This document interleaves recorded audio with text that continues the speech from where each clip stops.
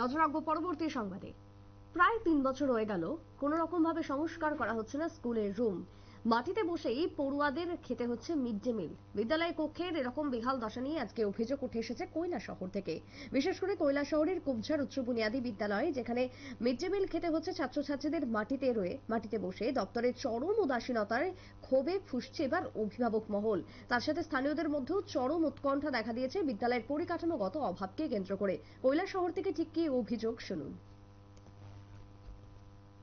কুবঝার senior basic school, এই স্কুলটাতে আছে মোট 113 জন স্টুডেন্ট, আর শিক্ষক শিক্ষিকা আছেন 8 জন। একটা রুম আমাদের ভগ্ন অবস্থায় বেশ 2-2.5 বছর ধরে আছে। আমরা ঊর্ধ্বতন কর্তৃপক্ষকে অনেকবার জানিয়েছি।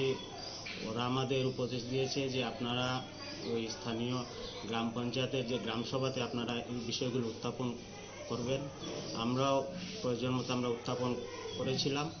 ওরাও পঞ্চায়েত সমিতি থেকে ওরা এসে আমাদের রুমটা দেখে গিয়েছে, আমাদের আশ্বাস দিয়েছে যে আগামী কিছুদিনের মধ্যে তারা রুমটা ঠাড়াইয়ের বন্দোবস্ত করবে।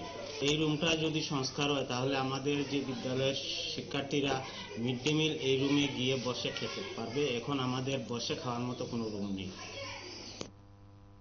আপনারা শুনলেন সংশ্লিষ্টের বক্তব্য। তবে সেই জায়গায় দাঁড়িয়ে এই স্কুল আগামী দিনে সংস্কার করা হবে, পরিকাঠামোগত উন্নয়ন হবে, এমনটাই আশ্বাস দেওয়া হয়েছে এবং এই আশ্বাসের পর অবশেষে কিছুটা হলেও ক্ষোভ কমেছে সাধারণের। তবে আগামী দিনে যাতে স্কুলের পরিকাঠামোগত উন্নয়ন হয় সেই দাবি বারবার পড়ুয়া সহ অভিভাবকদের। ছোট্ট বিরতির পর ফিরবো, সঙ্গে থাকুন।